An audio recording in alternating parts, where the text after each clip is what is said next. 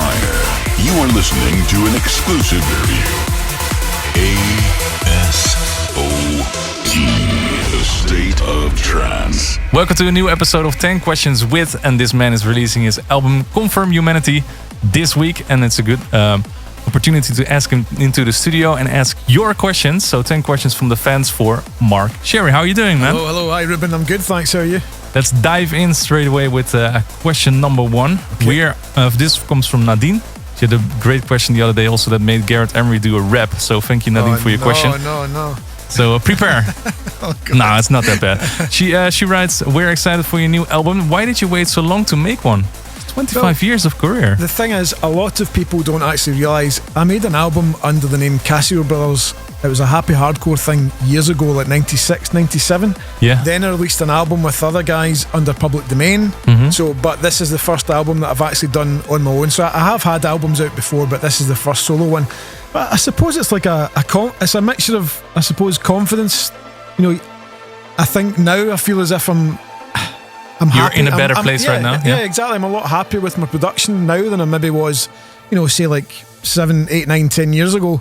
And some guys in the scene as well recommended that I focus on doing singles instead of doing an album, because it takes up a lot of time. There's a lot of background work that goes on, all the promotion, the amount of time you put into an album. Is it really worth it? So I suppose I had that in the back of my head for quite a while.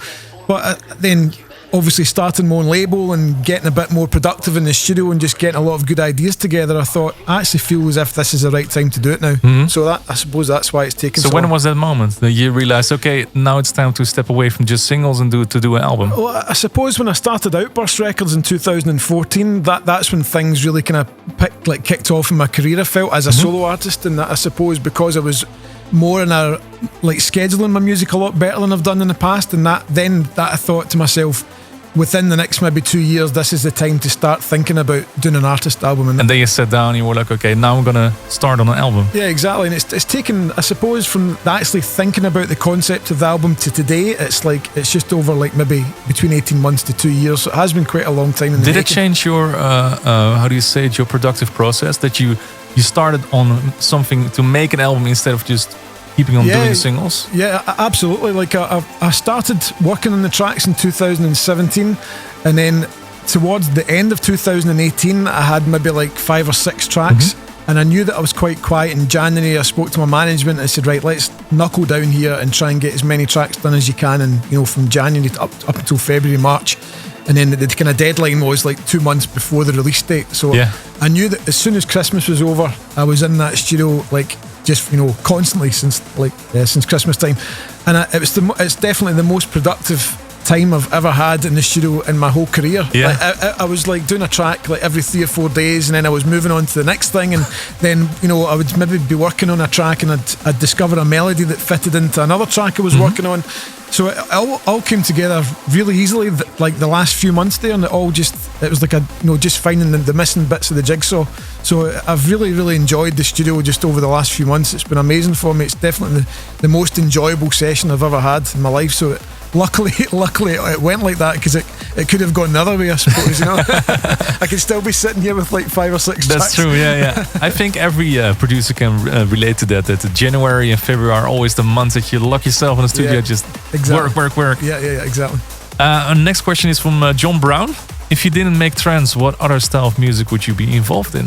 Well, I make techno as well. I've got a techno project with David Forbes called Thick as Thieves. Love that. We release stuff on my techno label, Techburst Records, and I'm also doing kind of harder stuff with Scott Project under the name Gentech. So that was a good question, because I get the chance to plug the other 2 things that I'm doing, alongside my Mark Sherry stuff. I love the harder sounds. I suppose I have got quite a tough sound, although there are some vocal tracks in the album as well. But I get bored too easily. I'm a bit like David Forbes. David does everything also. Exactly. He's one of my best friends in the scene, and he's so talented, not just with trance, but he does prog, he does techno. He can do anything, and I try and do the same as well. Once I finish one track, I'll be already thinking about what my next one's going to be. But all I know is I'm not going to repeat the same things twice. I'm not going to mention any names, but there was one big trance guy said to me, after my remix of Evil ID, the remix I did for Max Graham. he said to me, Mark, you could have done another 5 or 6 of those tracks, or another 5 or 6 productions in that style. But I'm like, well, yeah, I could, but I want to do something different. I've done that, I want to move on and do something else. So I like to keep people guessing, and that's what I suppose the album's about as well. And all the singles that I release in a year, or maybe like release 5 or 6 singles, I like to try and make sure that each one's a different tempo, a different style, a different groove, whether it's like the slower, shufflier tech trance, or like techno, 126, 128 BPM techno, or I love doing the faster stuff as well, more like, Music of the Earth, or Confirm Humanity, or Pillars of Creation, that big kind of 140 sci-fi kind of stuff, Did starting your own master company, did that help you becoming more versatile as a producer as well? So you knew what kind of, like say a progressive house tune, because you mastered it as well. Did that make you more versatile in the studio as well? Or did you make you a little bit more open-minded to go into different directions? I don't think the mastering really did that to me, but I suppose I'm in a lucky position because I do get a lot of tracks sent to me for mastering that I do end up signing as well, because I'm first in line to get all this fresh music coming. I mean, some of the guys I'm mastering for are really amazing producers, and sometimes I have to really go out my way to tell them they're amazing because they don't know they're amazing. So I'm in a good position, but I wouldn't really say I'm influenced by the mastering work that I get. I'm more influenced by listening to other genres and other types of music and producers and stuff. Okay. Yeah. Next question comes from Jehan Zaip, ASOT 900_trans family. Did you watch Avengers Endgame? Right, here's the thing. I'm a massive sci-fi fan. I'm a massive Star Wars fan, the same as Armin. I've only really watched the Marvel films on planes because this sounds terrible, because there's nothing else to watch. And I don't know why, like, for some reason in my head, the Star Wars stuff is a bit more believable. Yes. Does that make 100%. sense? 100%, dude. So I'm not a massive Marvels fan, but in saying that, I've watched all the Marvels films that are available, but I haven't seen Endgame yet, and that's because my wife absolutely hates that kind of stuff. So the only place where you can watch them is on the airplanes. So there's 2 places I can watch it. I can either go to the cinema myself, like a sad, you know what I mean, or I can wait until it comes out and I can watch it on either Blu-ray or watch it in a plane sometimes. So, but I do actually like the Avengers films. I wouldn't say I'm crazy about them. I love Star Wars a lot more than that. Well, I haven't seen anything, so I can't spoil it either. So, and I haven't seen Game of Thrones yet either, which I know is absolutely crazy. None of it? None of it. I haven't seen any episodes at all. So that's something I am going to fix this year at some point. It's good. I promise you. Next question is if you could do just one collab for the rest of your life, so just one collab, because you work with a couple of guys, who would you collab with?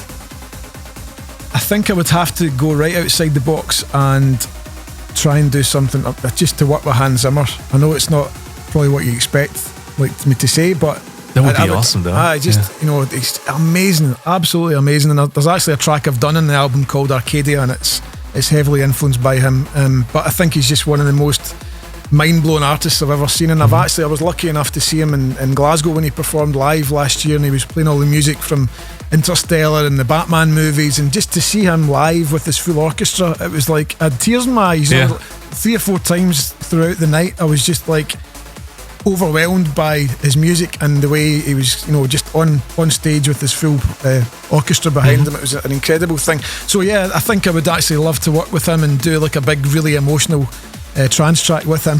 Think about how many people were inspired by Time. Exactly. Unbelievable. I think his music fits exactly with the whole trance genre. I think that's what it's all about. The next question comes from Luke 550D. What is your favorite trance song ever? This is a really easy one. I know there's lots of amazing trance tracks, but the one that I've always loved the most is the Matt Darey versus Red Jerry remix of Westbam Wizards of the Sonic. Oh wow! I absolutely love that track. Didn't see that coming. Yeah, it's 1998. When I first started playing that. But that, for me, like, Matt Darey was one of the main guys that kind of got me into trance back in the day, and Red Jerry as well. All the stuff on Huge Tunes and all the stuff these guys were making. But when Matt made that remix with Red Jerry, the first time I heard it, I just was absolutely blown away. I think it was a Scottish DJ called Colin Tievendale that played it one night in the Tunnel nightclub in Glasgow, which sadly isn't there anymore. But he played that for the first time, and it was just like, wow, what the hell is this track? It just blew me away. Absolutely blew me away. Is that one of the tunes that made you move into, because you were making hardcore and hardstyle, hardcore mostly, happy hardcore? Does records like that, was it that the point that you were like, okay, I'm gonna move into more trancey sounds as well? Yeah, I think labels like Manifesto, Positiva, Huge Tunes, Platypus, all that kind of stuff. Yeah, Perfecto. Even like before that, I suppose, like even though I was into hardcore back in the day, labels like IQ, the label that Cafe Del Mar came out on for the first time, all that stuff was like, this is different. Bonsai as well, Jones and Stevenson, the first Rebirth. Ecstasy, so all the melodies and all that kind of stuff really got me changing towards trance, like from quite a young age. Nice. Another question. This comes from Nini Mini Mini Mo. Kudos for that Instagram name, to be honest. I can't wait to see you at Luminosity. Are you going to play any new music over there? Absolutely, yeah. I'm going to play lots of new tracks from the album Confirm Humanity. I'll be playing lots of the kind of harder edge stuff that's on the album. And I'll be like hammering all the tracks from the album really for the rest of the year. So anywhere you see me, I'll be playing lots of tracks. Were you sitting on those tracks that you played gigs, but you didn't play them because? I've been sitting on a lot of tracks since like the start of 2018. Like there's one of the tracks in the album that I made with Forbes, David Forbes, and we actually finished it in 2017. And I only started playing it like maybe halfway through last year, but only at special gigs that weren't being recorded and stuff. Because you know what it's like these days. There's so many. If it's there, it's old. Exactly. So I've held back a lot of things, and even tonight when I did the guest mix for you, there's tracks that I've held back because I want to just wait until the album comes out. Very smart. I can understand that. Yeah. Next question comes from Cindo Rolin. Any interesting future collabs coming up? Because you already said that you already work on something all the time for the future as well. So this album is done. What are you working on right now? Right now, I'm working on new Gentech material with Scott Project because you have EDC coming up. Yeah, we've got EDC, so we're doing that. We're actually closing the Dream State stage, which is called Quantum Valley, and we're on for like the last 2 hours. So we're trying to put together some ideas. I'm actually remixing one of Scott Project's tracks, and he's remixing one of mine. And we're actually combining ideas to do like a brand new Gentech single as well. So that's what we're working on just now. But to be honest, I think I'm going to take some time off after that from the studio because the album is it's bled me dry. I've got no energy left for it at all. I need some time to refresh and enjoy. And for your wife as well. Exactly. I need to try and enjoy some good summertime and festivals and feel inspired again and try and get some new ideas and work out what my next direction is with the music. Yeah. So what can you tell about Gentech for that set? Because you already say remix. You're gonna remix U or O or I don't know, because Scott Project has so many fantastic tunes. I can't tell you what track, but it's like one of his biggest tracks, and I've sent him a very quick clip of it, and he's really impressed by it. So I'm feeling really excited about it. I'm going to try and finish it this week, and he's remixing. I can't really tell you what he's remixing either, but he's remixing one of my tracks from about 2010, 2011, and from what he's sent me, it sounds incredible as well. So we're gonna have fun at EDC.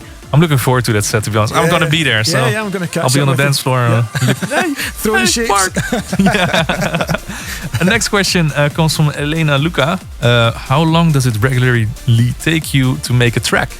It kind of depends. Like, as I was saying at the start of this year, I was really inspired and I was excited about the album, so I was using all this positive energy to really push it in the studio. And when I've got an idea and I've got samples, like I try and make a folder of ideas and samples, and if I'm prepared and the creativity's flowing, I can get a track done in maybe 3 days, 4 days. Sometimes it's been 2 days in the past, and then maybe like taking a day to mix it down and master it and stuff. But usually like 3-4 days. I would say on average, to be honest, I'm a little bit slow. It could be like 2 weeks, 10 days, 2 weeks. It really depends, right? Yeah, exactly.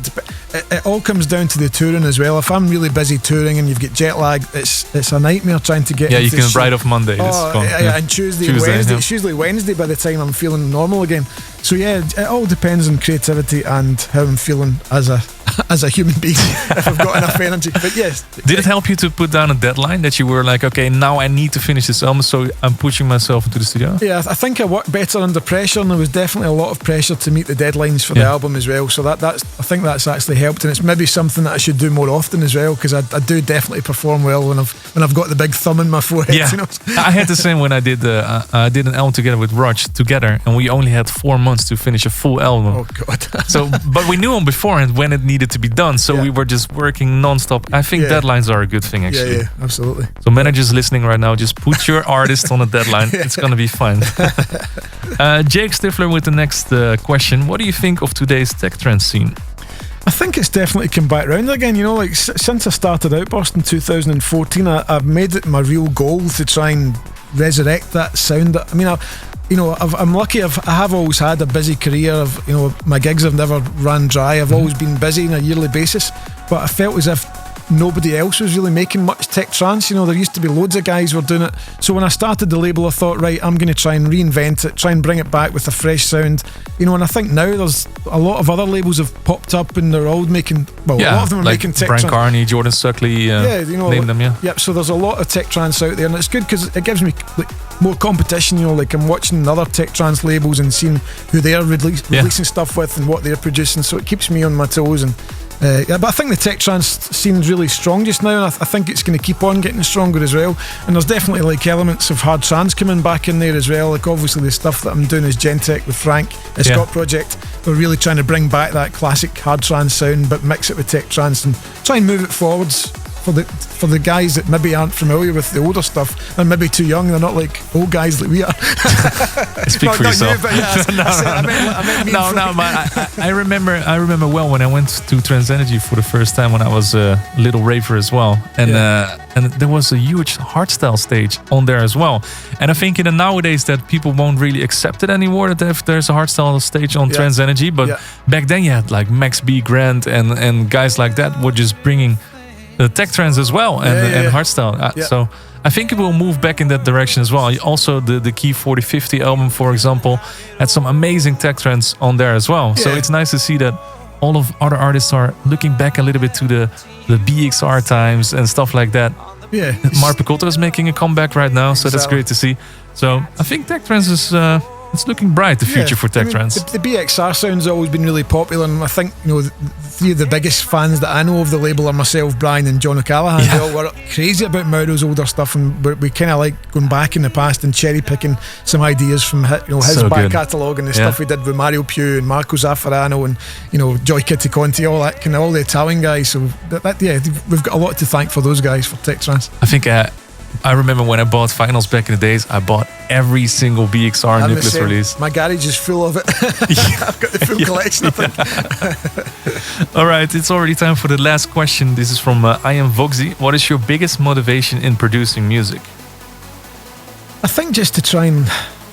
I actually get a lot of inspiration from watching films. Really films that make you think. They don't have to be like sci-fi, for instance, but I suppose Interstellar and the big epic movie films. Scores. Yeah, movie scores. I love movie scores. I love Hans Zimmer, obviously, I've mentioned that. But I love the stuff like, John Williams and classical music, but I also like bands like, Coldplay, and I know there's a lot of people who don't like Coldplay, but I like to be... How can you not like Coldplay? I know, but I personally know a lot of people that don't like them, and really? Yes, I think that's just they're the weird guys. I'm not weird. Yeah, exactly. So, I love watching films. I suppose I get my biggest influences come from there sometimes, and sometimes you get that little piece of music that's got like a really like emotional part. There's maybe some bits of speech that you can as soon as I hear like a sample, my ears like prick up, and I'm like, I need to use that or recreate that moment in that film, and I get really inspired by that kind of stuff. Then you have to watch Top Gear, like old episodes of Top Gear. I remember discovering Brian Eno in Top Gear. I was watching because Scotland, they were driving around in cars, and you had that little piece of music playing in the background. I'm like, wow, what's this? And then you have a forum online that has all the track lists of Top Gear. Okay, yeah. Anyway, I thought you meant you were going to use some of the samples. Like, no, that would look a little bit weird in progressive stuff. But anyway, Mark, thank you so much for this video and taking the time to do this 10 questions, answering the questions of fans. Thanks a lot, Ruben. It's good to be here. Yeah, any last shout out about your new album, maybe? Just to check it out, guys, it comes out on the 17th of May on Black Hole Recordings, and I've not really told anybody yet, but there's 18 tracks on there, so there's a lot of work. It's been 2 years' work, and I've put my heart and soul into it, so I hope you all enjoy it as much as I did making it. Thank you, Mark. Thanks, and thank you so much for watching. Make sure to check out the album Confirm Humanity. 17th of May on Black Hole Recordings. The tracklist is not out yet, so it's a big secret. Thank you, Mark. See ya. Bye-bye. Thanks, guys. Cheers. Lifting you higher. This is A State of Trance.